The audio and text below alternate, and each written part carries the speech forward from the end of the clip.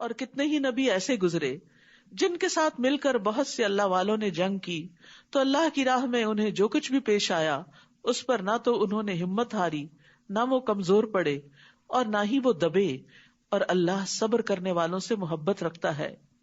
اور ان کی کوئی بات سوائے اس کے کچھ نہ تھی کہ انہوں نے گڑ گڑا کر کہا، ربنا اغفر لنا ذنوبنا واسرافنا فی امرنا وثبت اقدامنا وانصرنا علی القوم الکافرین، اے ہمارے رب ہمارے گناہوں کو اور ہماری کسی بھی معاملے میں کی گئی ہماری زیادتیوں کو بخش دے، اور ہمارے قدموں کو جما دے، اور کافر قوم کے مقابلے میں ہماری مدد فرما۔ تو اللہ نے ان کو دنیا میں اچھا بدلہ عطا کیا، اور آخرت کا بدلہ تو کیا ہی اچھا ہے، اور اللہ احسان کرنے والوں سے محبت رکھتا ہے۔ محسن کون ہوتا ہے؟ جو دوسرے کے مقابلے میں زیادہ بہتر رویہ اختیار کرے۔ اے لوگو جو ایمان لائے ہو، اگر تم ان لوگوں کی اطاعت کرو گے جنہوں نے کفر کیا، تو وہ تمہیں تمہاری ایڑیوں کے بل کفر کی طرف پھیر دیں گے، پھر تم خسارہ پانے والے بن کر پلٹو گے۔ بلکہ اللہ ہی تمہارا مولا ہے، اور وہ مدد کرنے والوں میں سب سے بہتر ہے۔ جنہوں نے کفر کیا، ہم ضرور ان لوگوں کے دلوں میں تمہارا رعب ڈال دیں گے، اس وجہ سے کہ انہوں نے اللہ کے ساتھ وہ شریک بنائے جن کی اس نے کوئی دلیل نازل نہیں کی، اور ان کا ٹھکانہ آگ ہے، اور کتنا برا ٹھکانہ ہے ان ظالموں کا۔ تو یاد رکھیے کہ شرک جو ہے زندگی میں خوف اور بے برکتی کا باعث ہوتا ہے، اور یقیناً اللہ نے تم سے اپنی مدد کا وعدہ سچا کر دکھایا جب تم انہیں اس کے حکم سے قتل کر رہے تھے، یعنی جنگ احد کے موقع پر، یہاں تک کہ جب تم نے بزدلی دکھائی اور رسول کے حکم کے بارے میں باہم جھگڑا کیا، یعنی ان کی بات نہ مانی، اور جو ہی اس نے تمہیں وہ چیز دکھائی یعنی مال غنیمت جس سے تم محبت رکھتے تھے، تو تم نے رسول کی نافرمانی کی، کیونکہ تم میں سے کوئی وہ ہے جو دنیا کو چاہتا ہے اور تم میں سے کوئی وہ ہے جو آخرت کو چاہتا ہے، پھر اس نے تمہیں ان کافروں سے پھیر دیا تاکہ وہ تمہیں آزمائے، اور یقیناً اس نے تم سے درگزر کیا، اور اللہ مومنوں پر بڑا فضل کرنے والا ہے۔ اذ تسعدون ولا تلوون علی احد والرسول يدعوكم فی اخراکم، جب تم چڑھے جا رہے تھے یعنی میدان سے بھاگ رہے تھے اور کسی ایک کو بھی مڑ کر نہ دیکھتے تھے، اور رسول تمہیں تمہارے پیچھے سے پکار رہے تھے، تو اس نے تمہیں غم پر غم دیا تاکہ تم اس پر رنج نہ کرو جو تم سے چھن گیا، اور نہ اس مصیبت پر جو تمہیں پہنچی، اور جو تم عمل کرتے ہو اللہ اس کی خوب خبر رکھنے والا ہے۔ تو اس سے یہ پتہ چلتا ہے کہ اللہ بندوں سے چاہتا ہے کہ وہ دنیا کے نقصانات پر غم نہ کریں، اسی لیے وہ بعض اوقات غم پہ غم ڈالتا ہے تاکہ بندہ غم سہنے کا ایسا عادی ہو کہ پھر پرواہ نہ کرے۔ غم انسان کے لیے تنگی پیدا کرتا ہے، اور پھر غم انسان کو کبھی مفید کاموں سے روک بھی لیتا ہے، یعنی غم کے مارے وہ اچھے کام نہیں کر سکتا۔ غم کی وجہ سے انسان کے اندر نفسیاتی گرہیں بھی لگ جاتی ہیں، تو اس لیے بہتر یہی ہوتا ہے کہ انسان اس کو جھٹک دے اور شرح صدر اختیار کرے، اپنے نفس کو اللہ کی مدد سے دعا کے ساتھ خوش رہنے کا عادی بنائے، کیونکہ اگر انسان کا سینہ کھلا ہوگا، دل میں وسعت ہوگی، فراخی ہوگی، تو راحت پائے گا، اللہ کا حکم سمجھے گا اور سمجھانے کے قابل بھی ہوگا اور نیکیوں میں آگے بڑھے گا۔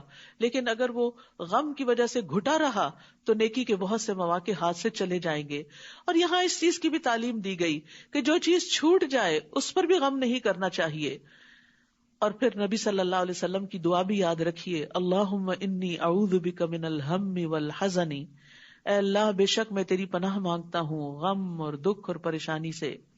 پھر اس نے تم پر غم کے بعد اونگ کی شکل میں امن نازل فرمایا، یعنی عام طور پر ایسا ہوتا ہے کہ جیسے کوئی فوت ہوتا ہے نا تو بہت زیادہ انسان رو لیتا ہے، تو پھر اس کے بعد ایک عجب سی سکینت بھی طاری ہوتی ہے۔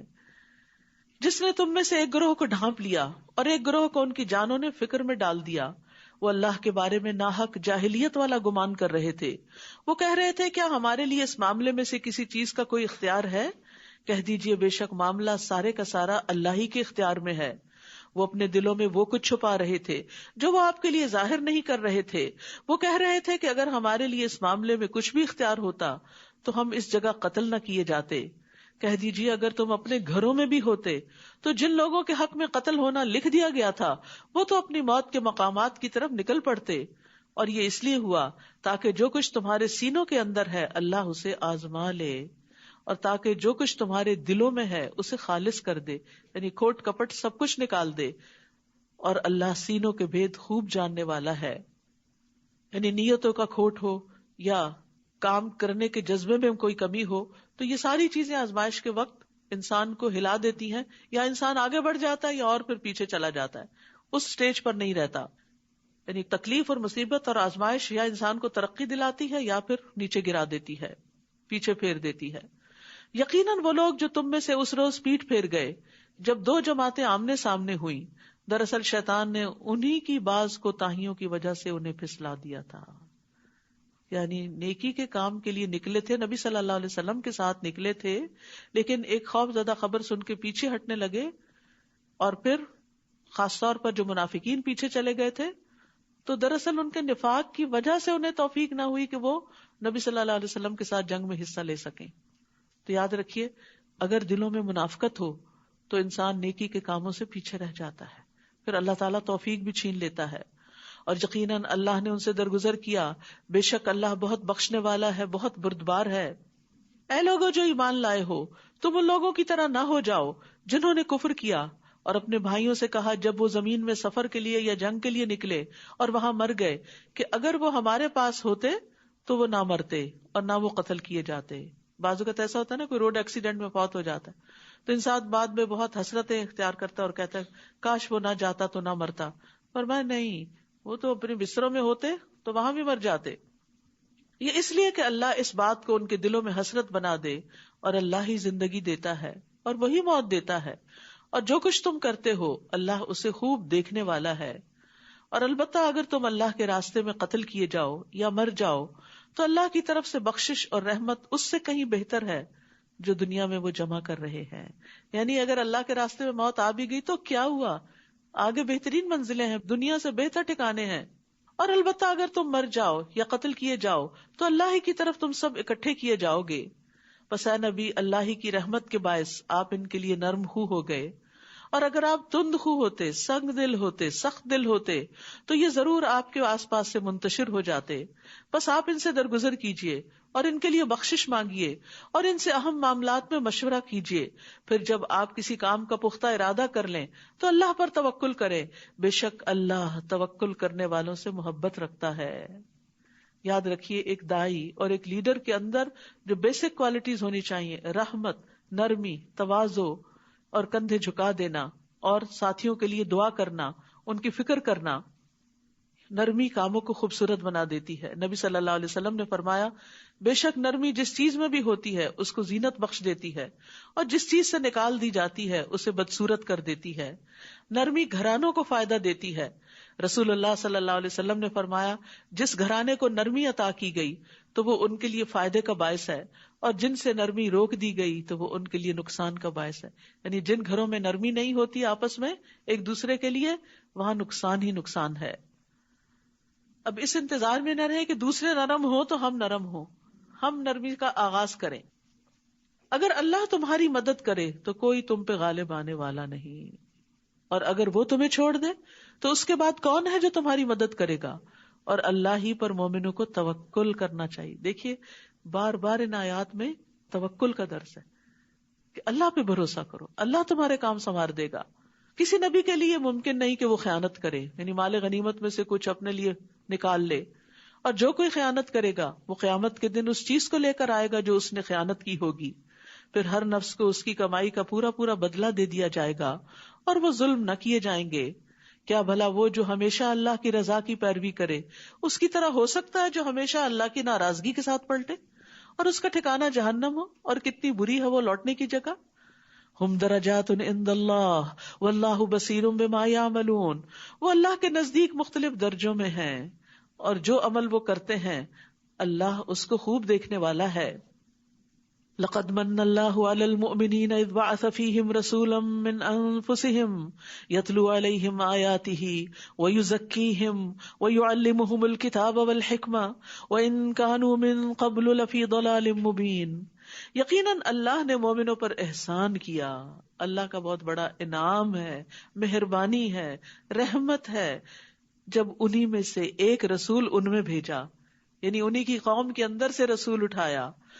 وہ ان پر اللہ کی آیات پڑھ کر سناتا ہے، یعنی قرآن کی تلاوت کرتا ہے اور ان کا تزکیہ کرتا ہے یعنی ان کے دلوں کے میل کچیل تک بھی نکالتا ہے، ان کے اخلاق سنوارتا ہے. انما بعثت لاتمم مکارم الاخلاق، کہ میں اخلاق کی تکمیل کے لیے بھیجا گیا ہوں. اور انہیں کتاب و حکمت کی تعلیم دیتا ہے، اور یقیناً اس سے پہلے وہ کھلی گمراہی میں مبتلا تھے.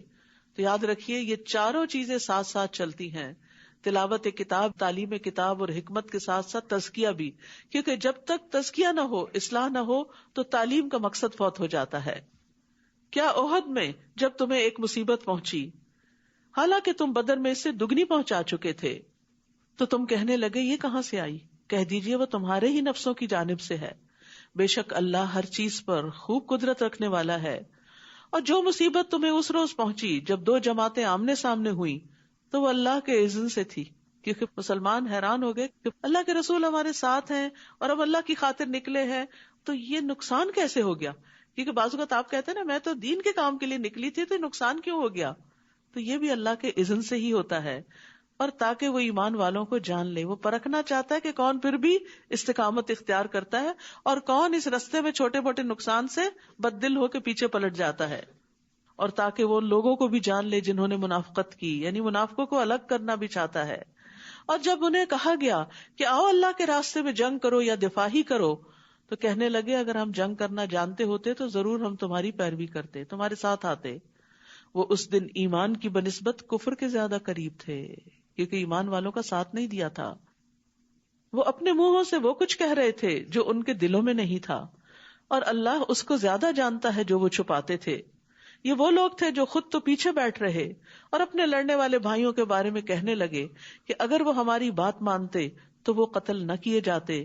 کہہ دیجئے اگر تم سچے ہو تو اپنے آپ کو موت سے بچا کر دکھاؤ. اور وہ لوگ جو اللہ کی راہ میں مارے جائیں، آپ انہیں ہرگز مردہ خیال نہ کریں، بلکہ وہ زندہ ہیں، اپنے رب کے پاس رزق دیے جا رہے ہیں. سبحان اللہ. یعنی یہ موت نہیں جس کو شہادت کہا جاتا ہے، اور وہاں ان کو رزق بھی ملتا ہے. یعنی عام مومن جب فوت ہوتا ہے تو چاہے وہ آرام کی حالت میں ہو لیکن اس کو رزق نہیں ملتا، وہ رزق جنت میں جا کے ہی ملے گا. لیکن جو اللہ کے راستے میں مرتا ہے اس کو برزخ کی زندگی میں بھی رزق عطا ہوتا ہے. رسول اللہ صلی اللہ علیہ وسلم نے فرمایا شہید قتل کی صرف اتنی تکلیف محسوس کرتا ہے جتنی تم میں سے کسی کو چیونٹی کے کاٹنے سے ہوتی ہے، بس. اس کے خون کے پہلے قطرے کے ساتھ اس کی بخشش ہو جاتی ہے. جنت میں اس کا ٹھکانہ دکھا دیا جاتا ہے، عذاب قبر سے محفوظ رہتا ہے، قیامت کے دن بڑی گھبراہٹ سے محفوظ رہے گا، ایمان کے لباس سے مزین کیا جاتا ہے. حضرت عمر رضی اللہ عنہ دعا کیا کرتے تھے اللہم ارزقنی شہادتا فی سبیلک واجعل موتی فی بلد رسولک صلی اللہ علیہ وسلم. اے اللہ مجھے اپنے راستے میں شہادت عطا کر اور میری موت اپنے رسول صلی اللہ علیہ وسلم کے شہر میں مقدر کر دے، یعنی مدینہ میں موت دینا. اللہ نے انہیں اپنے فضل سے جو کچھ عطا کیا اس پر وہ خوش ہیں، اور جو ان کے پیچھے ایمان والے ابھی تک شہید ہو کر ان سے نہیں ملے ان کے بارے میں بھی وہ خوشیاں منا رہے ہیں. کس بات کی؟ کہ وہ بھی ہمارے نقش قدم پر ہیں، کہ ان پر نہ کوئی خوف ہوگا اور نہ وہ غمگین ہوں گے. جب آپ کسی منزل تک پہنچ جاتے ہیں تو جو دوسرے لوگ اس منزل کے راہ رو ہوتے ہیں ان کے بارے میں بھی آپ خوش ہوتے ہیں کہ جس لائف کو یا جس چیز کو آپ انجوائے کر رہے ہیں وہ بھی وہاں تک پہنچیں گے. تو مومن جو ہوتا ہے وہ دوسرے مومن کی خوشی پر خوش ہوتا ہے، یہ بھی ایمان کی علامت ہوتی ہے. وہ اللہ کی نعمت اور فضل پر خوش ہوتے ہیں. یہ دنیا سے شروع کرنا پڑتا ہے، جب جا کے مرنے کے بعد فضل جب حقیقی شکل میں مل جاتا ہے تو اس پر خوش ہوتا ہے. اور یقیناً اللہ مومنوں کا اجر ضائع نہیں کرتا. وہ مومن جنہوں نے احد میں زخم لگنے کے باوجود اللہ اور رسول کے حکم پر لبیک کہا، ان میں سے جنہوں نے احسان اور تقوی کی روش اختیار کی ان کے لیے بہت بڑا اجر ہے. یعنی اگرچہ شکست ہوئی پھر بھی بد دل نہیں ہوئے، پھر بھی احسان کی روش اختیار کی. وہ جن سے منافق لوگوں نے کہا کہ دشمن کے لوگ تمہارے خلاف جمع ہو گئے تو ڈرو ان سے، تو ڈرنے کی بجائے اس بات نے انہیں ایمان میں اور بڑھا دیا، اور وہ کہنے لگے حسبنا اللہ ونعم الوکیل، ہمیں اللہ ہی کافی ہے اور وہ بہترین کارساز ہے. ہوا یہ تھا کہ جنگ احد کے بعد یہ خبر مشہور ہوئی کہ دشمن پھر پلٹ کر حملہ کرنے لگا ہے. تو نبی صلی اللہ علیہ وسلم نے لوگوں کو حکم دیا کہ وہ نکلیں اب پھر مقابلے کے لیے. زخموں سے چور لوگ، تھکے ہارے، یعنی صرف جسمانی زخم نہیں تھے، دل میں بڑے بڑے زخم لگ چکے تھے کیونکہ مدینہ کے ہر گھر سے کوئی نہ کوئی شہید ہو چکا تھا. لیکن اس کے باوجود وہ پھر اٹھ کھڑے ہوئے. سوچئے اگر آپ ایک دن تھکے ہوں کسی کام میں, دوسرے دن پھر بلا لیا جائے تو ہمارا حال کیا ہوتا ہے, کہ ان کو ہم پہ رحم نہیں آتا. لیکن یہ بھی ایک بڑی سخت آزمائش تھی کہ اس وقت انہیں خوف بھی دلایا گیا, غم بھی تھا, خوف بھی تھا, جسمانی زخم بھی تھے, لیکن پھر بھی وہ کہنے لگے حسبنا اللہ و نعم الوکیل. یعنی جب چیزیں بہت مشکل ہو جایا کرے نا تو اللہ سے مدد مانگا کرے, حسبنا اللہ و نعم الوکیل. یہ وہ کلمہ ہے جسے ابراہیم علیہ السلام نے اس وقت کہا جب ان کو آگ میں ڈالا گیا تھا تو آگ ان پر ٹھنڈی ہو گئی تھی. سبحان اللہ. تو اسی طرح مشکل کام آسان ہو جائیں گے جب آپ حسبنا اللہ پڑھ لیں گے. تو وہ اللہ کی نعمت اور فضل کے ساتھ لوٹے. وہاں جا کر انہوں نے تجارت کی اور نفع کما کر آئے, اور انہیں کوئی تکلیف بھی نہ پہنچی. یعنی جس چیز سے وہ ڈر رہے تھے دشمن بھی بھاگ گیا, اور انہوں نے اللہ کی رضا کی پیروی کی, یعنی اللہ کے فیصلے پر راضی ہو گئے. اور اللہ بہت بڑے فضل والا ہے. یہ توکل کے 4 انعام تھے کہ نعمت ملی, فضل ملا, تکلیف دور ہوئی اور اللہ کی رضا حاصل ہوئی. یہ تو شیطان ہی ہے جو تمہیں اپنے دوستوں سے ڈراتا ہے, تو تم ان سے نہ ڈرو اور مجھ ہی سے ڈرو اگر ہو تم ایمان لانے والے. اور جو لوگ کفر میں بھاگ دوڑ کر رہے ہیں وہ آپ کو غمگین نہ کریں, بے شک وہ اللہ کو ہرگز کچھ بھی نقصان نہیں دے سکتے. اللہ چاہتا ہے کہ ان کے لیے آخرت میں کوئی حصہ نہ رکھے اور ان کے لیے بہت بڑا عذاب ہے. یہاں مومنوں کی حوصلہ افزائی کی جا رہی ہے کہ ان کے دشمن ان کو کچھ بھی نقصان نہیں دے سکتے. اصل ضرورت ہے اپنا ایمان سلامت رکھنے کی. یقیناً وہ لوگ جنہوں نے ایمان کے بدلے کفر خرید لیا وہ ہرگز اللہ کا کچھ بھی نہ بگاڑ سکیں گے, اور ان کے لیے دردناک عذاب ہے. یقیناً کفر کرنے والوں کو جو ڈھیل ہم دے رہے ہیں وہ اسے اپنے حق میں ہرگز اچھا خیال نہ کرے. یعنی اللہ کی نافرمانی کے باوجود اگر کوئی مصیبت نہیں آ رہی تو یہ مت سمجھو کہ اللہ راضی ہے تم سے. بے شک یہ ڈھیل تو ہم انہیں اس لیے دے رہے ہیں تاکہ وہ گناہوں میں اور زیادہ بڑھ جائیں, اور ان کے لیے رسوا کن عذاب ہے.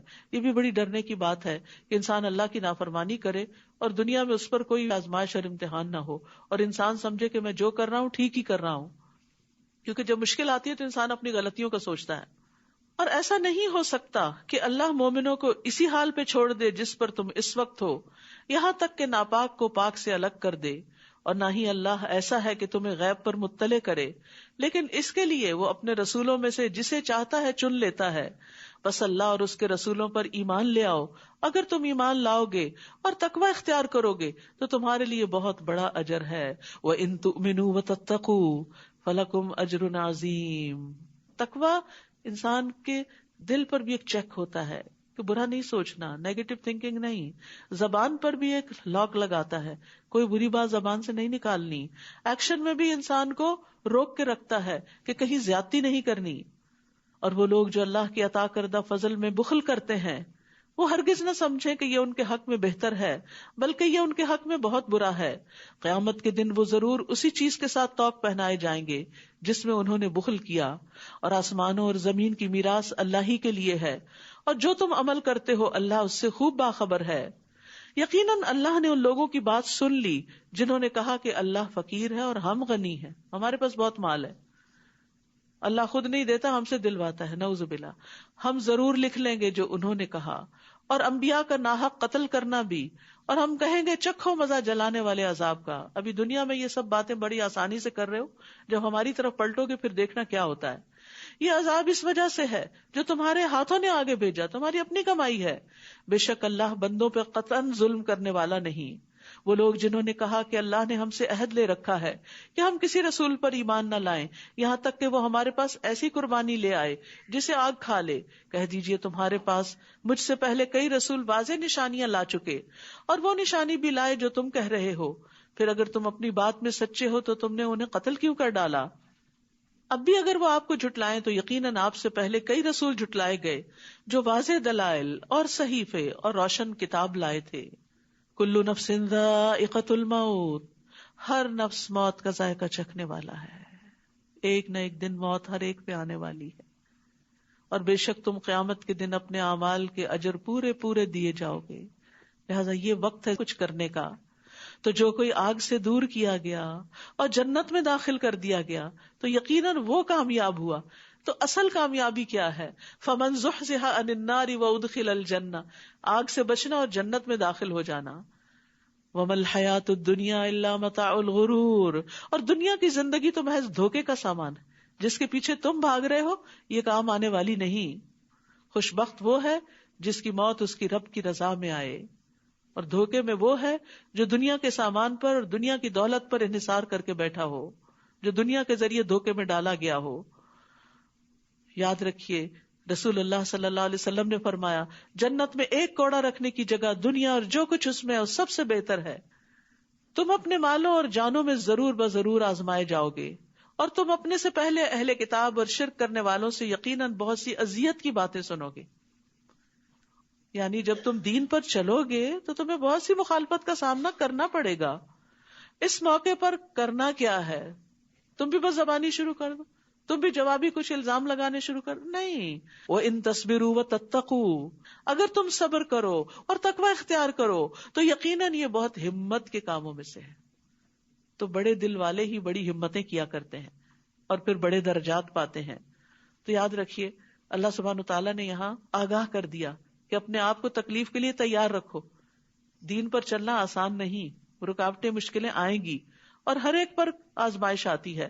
رسول اللہ صلی اللہ علیہ وسلم نے فرمایا سب سے سخت آزمائش انبیاء پر، پھر صالحین پر، پھر درجہ بدرجہ عام لوگوں پر، اور انسان پر آزمائش اس کے دین کے اعتبار سے ہی آتی ہے.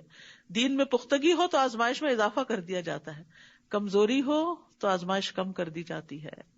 تو اللہ کی طرف سے آنے والی آزمائش پر ناراض نہیں ہونا چاہیے. جو راضی رہتا ہے اس حال میں بھی اللہ اس سے راضی ہو جاتا ہے، اور جو ناراض ہوتا ہے اللہ تعالیٰ اس سے ناراض ہو جاتا ہے. اور جب اللہ نے اہل کتاب سے پختہ عہد لیا کہ تم ضرور اسے سب لوگوں کے لیے بیان کرو گے اور تم اسے چھپاؤ گے نہیں، تو انہوں نے اس عہد کو پس پش ڈال دیا اور اسے تھوڑی قیمت میں بیچ ڈالا. تو کتنا برا ہے جو وہ بدلے میں لے رہے ہیں. آپ ہرگز ان لوگوں کو کامیاب خیال نہ کریں جو اپنے کیے ہوئے کاموں پر خوش ہوتے ہیں اور وہ چاہتے ہیں کہ ان کاموں پر بھی ان کی تعریف کی جائے جو انہوں نے کیے ہی نہیں. یہ بھی منافقین کی علامت ہے کہ کام نہ کرنا اور کریڈٹ خود لینے کی کوشش کرنا، یعنی کسی کی محنت پر تعریف چاہنا. تو آپ ہرگز انہیں عذاب سے نجات پانے والا خیال نہ کریں، اور ان کے لیے دردناک عذاب ہے. یعنی اللہ کو سب پتا ہے کہ کون کس وقت کس اخلاص کے ساتھ کیا محنت کر رہا ہے. اور آسمانوں اور زمین کی بادشاہت اللہ ہی کے لیے ہے، اور اللہ ہر چیز پر پوری قدرت رکھنے والا ہے. اور پھر یہاں سے شروع ہوتی ہے سورت آل عمران کی آخری آیات. رسول اللہ صلی اللہ علیہ وسلم نے فرمایا آج رات مجھ پر چند آیات نازل ہوئی ہیں، اس آدمی کے لیے ہلاکت ہے جس نے ان کو پڑھا لیکن ان میں غور و فکر نہیں کیا. نبی صلی اللہ علیہ وسلم تہجد کے وقت وضو کرنے سے پہلے ان آیات کو پڑھا کرتے تھے. کیا ہے یہ آیات؟ ان فی خلق السماوات والارض واختلاف اللیل والنہار لآیات لأولی الالباب، بے شک آسمانوں اور زمین کی تخلیق میں اور دن اور رات کی آمد و رفت میں عقل والوں کے لیے بہت سی نشانیاں ہیں، تاکہ وہ اس میں غور و فکر کریں اور ان نشانیوں کو پائیں اور ان کے ذریعے اللہ تک پہنچیں.